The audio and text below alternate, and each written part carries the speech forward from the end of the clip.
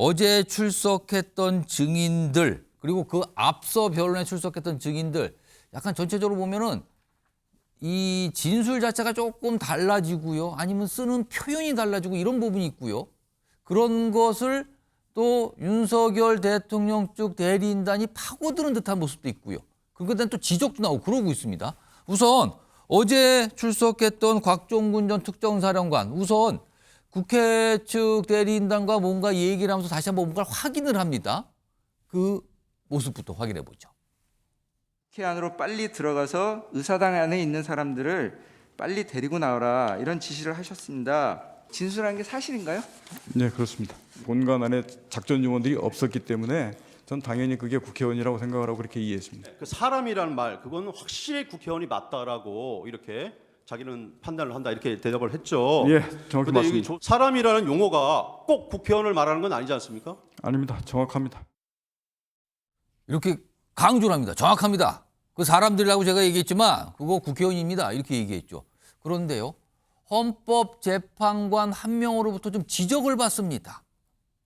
뭔가 자꾸 달라지는 거 아니냐 이런 지적이거든요. 들어보시죠. 처음에는 뭐 사람이라 그랬다가 뭐 나중에 의원이라 그랬다가 또 데리고 나와라 그랬다가 끄집어내라 그랬다가 막 이런 것들이 지금 혼재가 돼 있어요. 증인의 생각이나 해석 이런 걸 다 빼고 오로지 들은 얘기가 정확히 않으면 정확치 않다 그러고 정확하면 정확하다고 하고 이렇게 말씀해 보세요. 인원이라 그랬어요? 그렇습니다. 들은 얘기가 예, 전화로 제가, 들은 얘기가 인원입니까? 예, 인원을 끄집어내라 이렇게 인원을 들었습니다. 끄집어내라. 예. 국회의원을 끄집어내라 이랬습니까? 안에 있는 인원을 끄집어내라 이랬습니다. 이렇게 되면서 이게 혼란스럽게 됐습니다. 서동민 변호사.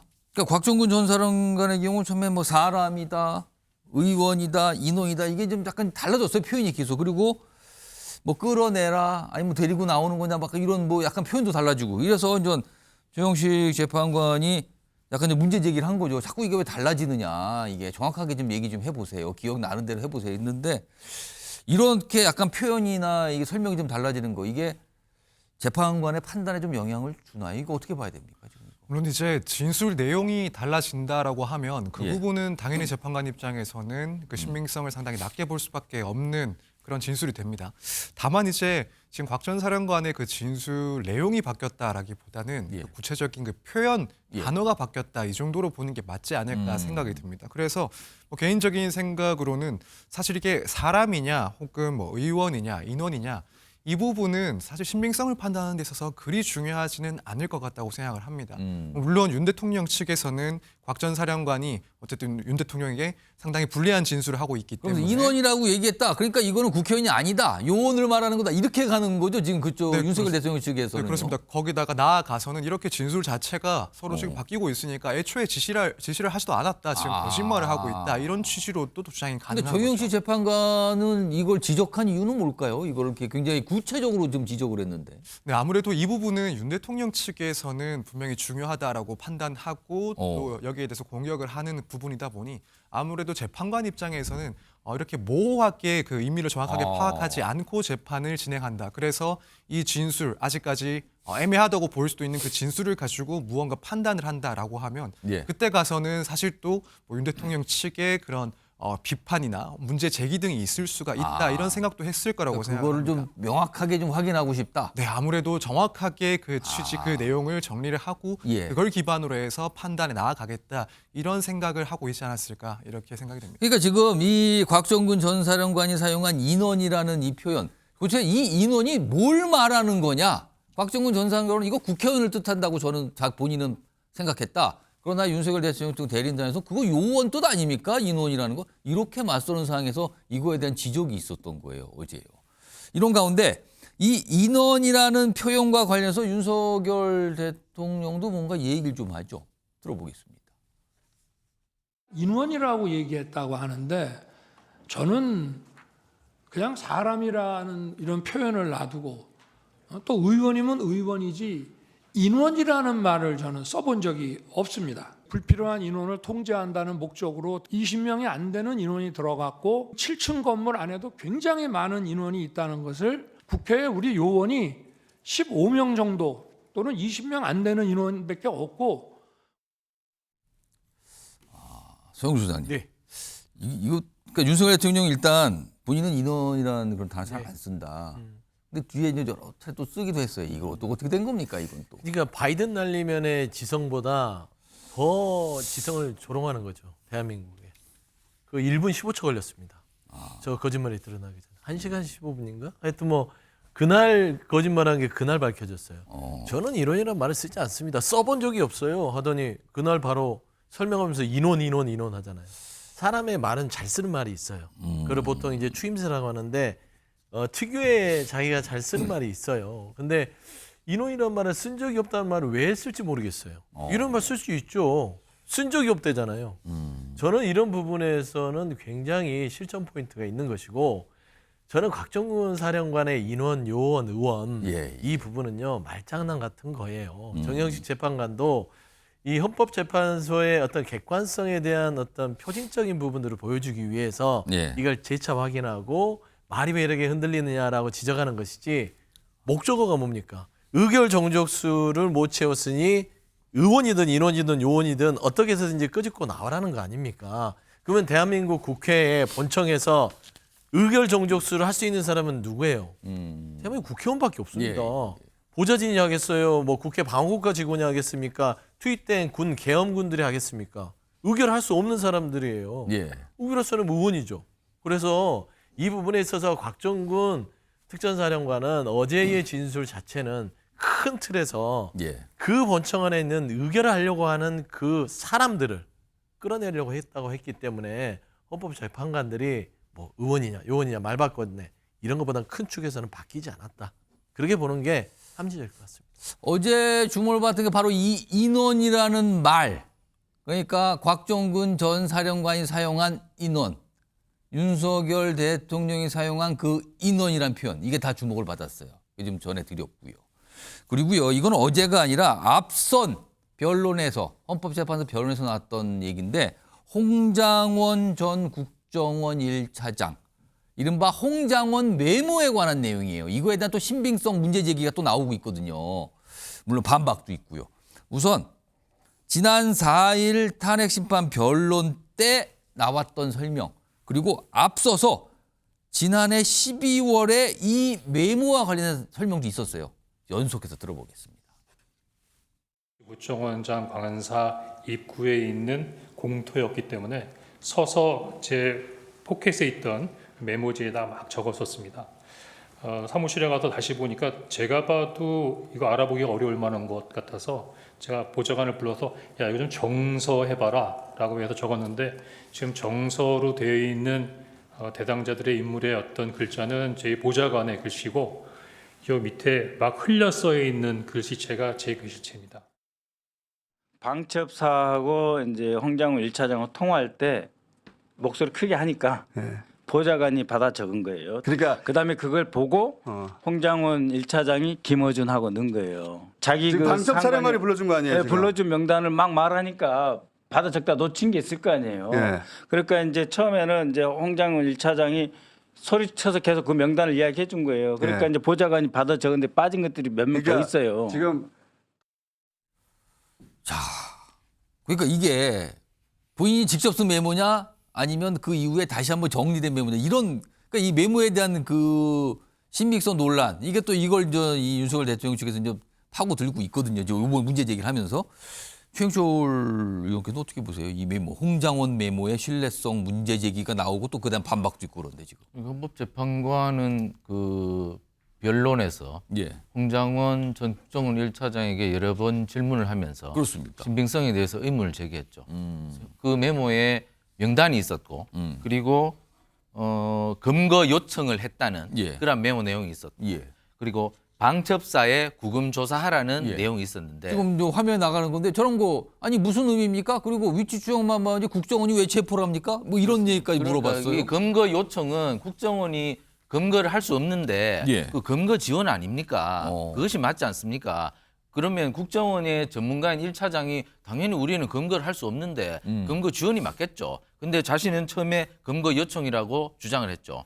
그리고 그 방첩사에는 구금 시설이 없는데 네. 방첩사의 구금 조사라고 써놨습니다. 그 나중에 밥정사령관은 자신은 여운형 국정 1차장하고 그런 대화를 한 적도 없고 방첩사에는 그런 구금 시설도 없기 때문에 그것이 허위다 이렇게 얘기했고, 그러니까 여러 가지로 앞뒤에 맞지가 않아요. 그러니까 이 메모는 상당히 신빙성이 떨어져서 헌법재판관이 다시 한번 여러 가지 재차로 물어봤죠. 그래서 어제도 이제 질문을 여러 차례 했어요. 그렇습니다. 이게 그러니까 실제로 저렇게 메모를 한 것도 틀린 게 많은 겁니다. 구멍이 뻥뻥 뚫려 있죠. 메모도. 그런데 지금 헌법재판관이 여러 가지로 묻는 과정에서 증인들도 나와서 구술을 제대로 못합니다. 왜 그렇습니까? 그날 12.3 비상계엄 사태당 저는 사실 군대 생활을 작전병을 했기 때문에 저는 그 마지막 1993년 팀 스피리트 훈련까지 뛰어봤습니다. 그러면 지휘 통제실에 앉아 있으면 엄청나게 많은 무전이 옵니다. 근데 저희 같은 사병들은 다 기록을 하죠. 왜냐하면 사병들 기록을 해야지 이게 나중에 뭐 그 기록 자체가 상황일지가 군사 2급 비밀이니까 그런 식으로 기록을 해야 나중에 그 책임이 없는 것이죠. 근데 저날 저 상황에서는 기록이 제대로 안 됐단 말입니다. 전부 다 구두로 듣고 구두로 지휘하고 이랬기 때문에 자신이 뭘 얘기했는지도 잘 몰라요, 사실. 이진우 수방사령관이 증인으로 나와서 얘기합니다. 그거 나 그날 핸드폰도 있었고 무전기 세대 들고 장갑차에서 막 얘기했는데 나 기억이 정확하지 않습니다. 지금 하도 많은 무전이 놔두고 전화기 뭐 통화가 오고 이래서 내가 무슨 말을 했는지도 모르겠고 뭐가 뭐 왔는지도 모르겠으나 확실히 내가 얘기하고 싶은 것은 뭐 잡아들이라거나 봉쇄하라거나 이런 건 없었습니다. 그러니까 자신이 자신 있는 것만 얘기하고 있는 것이죠. 근데 자신이 자신 있는 것만 얘기해야 되는데 곽정군 특수전 사령관은 자신 없는 발언도 자꾸 한 거예요. 그러니까 지금 헷갈리는 겁니다. 지금 자신 있는 얘기만 해야 됩니다. 그렇기 때문에 헌법재판소 재판관들이 신빙성을 제기하고 있기 때문에 저는 여러 가지 이게 논란이 많지만 결국엔 가면은 의견을 얘기하면 안 된다는 거죠. 사실을 얘기해야 되는데 지금 사실이 어디 있는지를 헌법재판소 재판관들이 밝히려 하고 있습니다. 그러니까 앞으로 변론기일이 좀 더 흘러가면은 사실이 드러나겠죠. 그러니까 과거 지금 예전에 생각했던 거하고는 여러 가지 상황이 바뀌니까 헌법재판소 재판관들이 증인신문을 좀 더 강화해야 됩니다. 많이 들어야지 사실이 드러나기 때문에 여러 가지 바뀌는 상황들이 지금 많이 나타나기 때문에 정말 공정한 재판을 기대합니다. 자, 그러니까 이게 처음에는 홍장원 전 차장이 직접적으로 작성을 한 것이냐. 근데 그의 설명은 그게 아니라 그때는 뭐 갈겨서 알아볼 수도 없어서 다시 한번 정리해서 뭐 나온 것이다. 보좌관을 통해서 정리했다. 뭐 이런 건데 그거에 대한 문제 제기 그리고 거기에 나온 표현들이 이게 과연 국정원과 관련이 있는 표현이 맞느냐 이런 문제 제기거든요.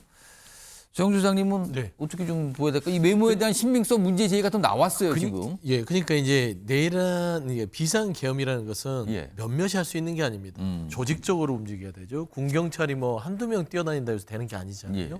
그러니까 많은 사람들이 역할 분담을 했을 것이고 홍장원 국정원 1차장과 같은 지시를 받은 사람들이 많이 나올 거예요. 그러니까 홍장원 1차장의 이 메모를 부인한다고 해서 윤석열 대통령과 김용현 국방부 장관 뭐 몇 명이 말을 맞춘다고 이게 부인이 안 되는 겁니다. 최근에 오늘이었나요? 국조특위에서 나온 김대우 전 방첩사 수사단장이 그런 얘기를 했죠. 체포는 아니지만 잡아서 이송하라고 했다. 14명의 명단을 받았다. 누구에게 받았냐?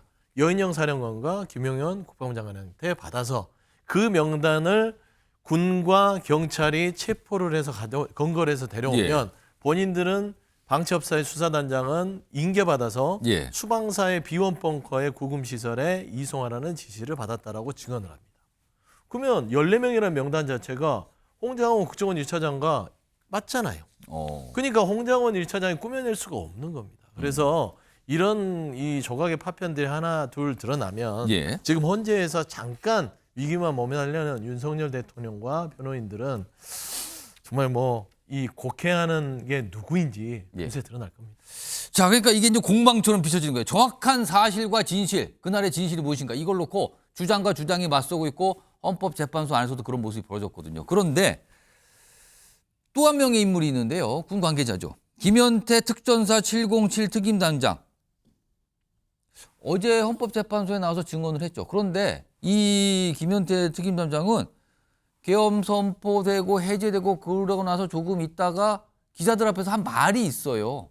우선 그때 지난해 12월에 김현태 특임장관의 이야기 그리고 어제 헌법재판소의 이야기 시청자 여러분께서는요 비교를 좀 하시면서 들어보시기 바랍니다. 지휘통제실에서 전 국방부 장관이 계속 전화를 하고 있었고 그 전화를 들은 것을 그대로 지휘통제실에서 전달하기 급급했습니다. 김영훈 장관이 야 빨리 들어가서 국회의원들 끌어내 이런 말을 한 것을 그 지휘통제실에서 야 국회의원들 끌어내니까 빨리 전달해 이런 형태였다는 겁니다. 저한테도 야 국회의원들 끌어내는데 가능하겠냐 이렇게 물어봤었습니다. 150명이 넘으면 안 된다고 하는데 들어갈 수 없겠냐는 식으로 좀 이렇게 이제 강한 어조가 아니고 그런 부드러운 약간 사정하는 비슷한 느낌으로 이야기했습니다. 거기에는 끌어내라와 국회의원 단어는 없었습니다. 아, 없었어요. 없었는데 그 기자 한 분이 끌어내라만 있었지 않나요? 하면 계속 강요실을 이야기하길래 자, 이게 좀 달라졌어요. 얘기가 달라진 거예요. 지금 내용 측면에서도 약간 달라져 보이는데 서정민 변호사. 이렇다 보니요 진실이 더 뭔지 더 답답해지는 거예요. 같은 인물이 시차를 두고 약간 다른 얘기, 똑같은 상황인데 다른 얘기를 하니까 이걸 아마 이제 헌재가 다 확인을 해야 되는 과정이 있을 텐데 이거 이러다가 탄핵 심판 길어지는 거 아닙니까? 물론 이제 추가적인 증인이 예. 필요하다, 그런 증언들을 확보해야 된다라고 판단을 하게 된다면 당연히 이제 헌법재판소에서는 추가적인 변론 기일을 지정을 하고 또 증인을 또 부르기도 할 겁니다. 그렇게 되면은 당연히 일정은 조금 더 늘어날 수밖에 없고요. 다만 이제 어제 있었던 이 김현대 특임 단장의 진술을 일단은 신빙성 평가가 가장 큰 문제이긴 한데 예. 지금 일부 내용들이 분명히 변경된 점이 있긴 하지만 그것만 가지고 신빙성을 완전히 떨어뜨렸다라고 보기에는 조금 어려울 수도 있을 것 같습니다. 왜냐하면 지금 김현대 특임 담장이 결국 이제 헌법재판소에서도 증언했던 내용 중에는 예. 이 윤 대통령에게 불리한, 그리고 사실은 본인에게도 조금 불리할 수 있는 그런 내용들이 일부 포함이 돼 있었습니다. 특히 지금 의원이라는 얘기는 못 들었다, 끌어내라는 얘기는 못 국회의원 들었다. 얘기 못 들었다. 네. 그렇지만은 150명과 관련된 그런 이야기는 있었다. 그 앞에 볼에 설명한 네. 부분. 그렇게 이야기를 하고 또 한편으로는 단전 조치에 대한 그런 지시도 있었다라고 하면서 당시 상황에 대해서 또 상당 부분 진술을 한 부분이 있습니다. 예. 그러니까 이것은 이제 혼자만의 그런 진술만으로 판단할 것이 아니라 이제 곽 전 사령관의 진술과 또 조합을 해보면 예. 사실 이 진술에 일치하고 또 일관된다라는 평가를 할 수도 있는 거고, 또 한편으로는 이제 이 두 사람의 진술뿐만 아니라 지금 어제 나온 내용들 같은 것들을 봤을 때 당시에 곽 전 사령관이 지시를 받아서 지시를 받은 상황에서 마이크가 켜져 있어서 이 영내에 있던 다른 군 부대원들이 그걸 들었다라는 예. 이야기가 또 한 번 나왔습니다. 그렇다면 수사기관, 그러니까 검찰에서도 이런 관련자들에 대한 최소한 진술 같은 것들 들은 군인들 이미 예. 확보를 했을 수가 있고, 그렇다면은 그런 관련자들의 진술까지 포함을 했을 때 예. 결국 이제 김현대 특임 단장의 이 지금 증언 내용의 신빙성을 판단해 볼 수 있는 문제라고 생각을 합니다. 그래서 앞으로의 일정 지켜봐야 되겠지만 조금은 증인 신문이 추가가 될지 변론 기일이 추가가 될지는 지금은 예측하기는 좀 어려운 상황인 것 같습니다. 자, 이런 모든 상황에 대해서 이제 헌법재판소가 뭔가 판단을 하고 있을 겁니다, 지금요. 그래서 이제 탄핵 심판 변론을 하는 거겠죠. 근데 약간 뭔가 진술이 달라지는 이런 얘기들이 계속 좀 나타났어요, 지금.